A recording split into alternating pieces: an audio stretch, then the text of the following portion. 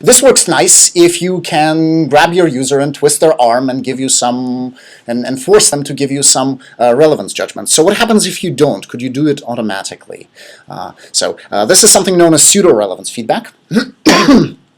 The basic assumption is that the top-ranked documents tend to be related to the query. At least they're a lot better than the documents way down the ranking. Now that's presumptuous, that's assuming that your ranking function is any good, but with good ranking functions it tends to be true.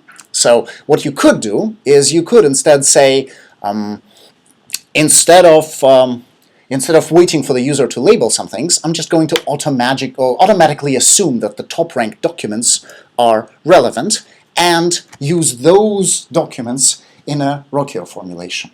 Now, this might sound tremendously dangerous, but we'll talk about why it actually makes sense and why it works. But what does it do? What it does is it basically acts as a massive query expansion step. So think about it. You've got a query, retrieved some documents, you're going to take a certain number of top-ranked documents, take all the words from those documents, and add them into the query. So why is that a sensible thing to do? Wouldn't that completely destroy your results? One way to interpret what you're doing is, by doing this, you are doing statistical synonyms, but in a very strange way.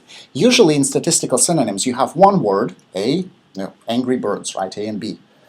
And what you're looking for is you're looking for the B's that tend to occur in the same documents as A's. Now what you're doing here is you don't have a single word A, you have a query, and you take the top-ranked documents from the query.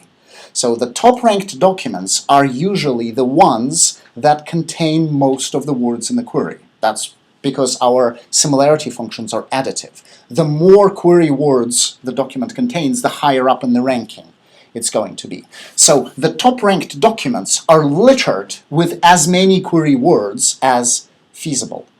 So what you're doing is you're picking out the synonyms that tend to co-occur with as many query words at once, not individually, at once. And that's a big difference, right? So if I had a query fish tank, statistical synonymy methods, what we talked about in the beginning of this lecture, would take the word fish and expand that to a set of synonyms by itself, and then take the word tank and expand that to a set of synonyms by itself. And as you can imagine, the synonyms for tank are going to be pretty different from the synonyms for fish, because tank can mean very different things. Now, if you take fish and tank as a query and do pseudo-relevance feedback, you're finding documents where fish and tank occur together, and you're picking up synonyms from those documents. So it's synonyms that occur with fish and tank together, not individually.